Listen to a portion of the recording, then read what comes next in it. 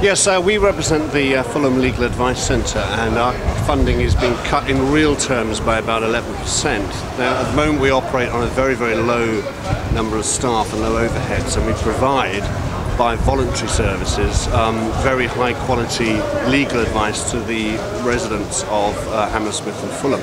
Now, what the cut means to us effectively is that we are going to have to make somebody redundant. That's the reality of it. We've got nowhere to cut in our expenses. Our overheads are fixed.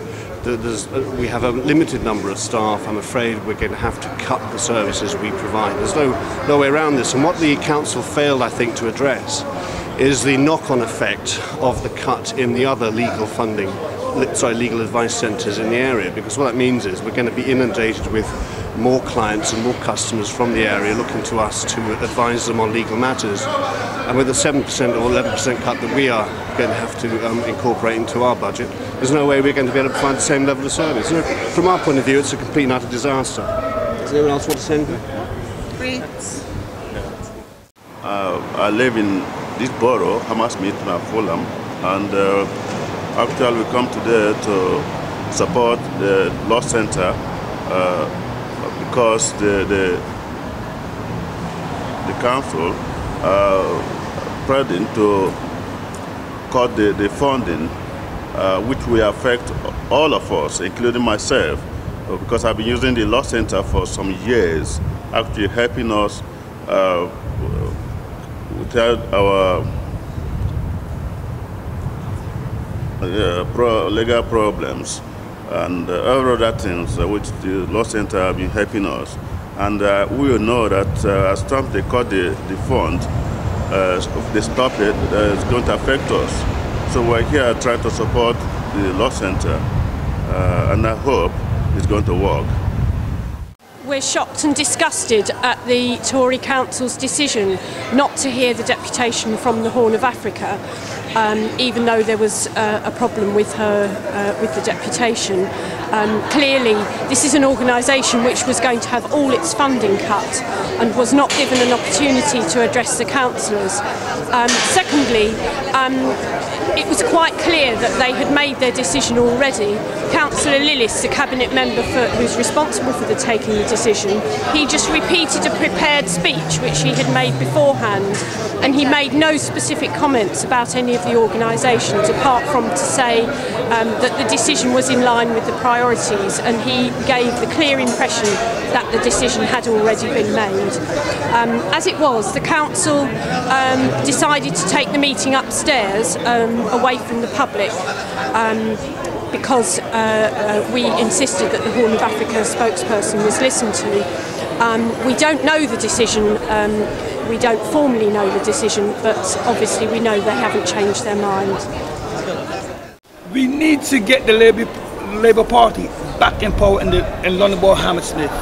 We've had enough of this nonsense, especially for the ethnic minority. All of our services is being actually cut at this moment. Black History Month is very important every year, and the Conservatives do not like ethnic minority as far as I am concerned. Okay, so let's get a Labour government back, a Labour local authority back in there, and a Labour government. And we all have to work hard towards that. Thank you. We are proud of the Law Centre. The Law Centre has done so many things for ethnic minority groups. I'm from the Eritrean Community Association, and I have been very pleased with the service the Law Centre provides for our clients and the members of the association. And because of their tireless effort, they contributed towards assisting our people. They were achieved so many claims successful. So we need the Law Centre to be sustained and live forever. Thank you. So I was very disappointed that the opposition councillors didn't get long enough to make the points that they wanted to make, and to actually ask a lot of questions, particularly concerns about the areas of housing.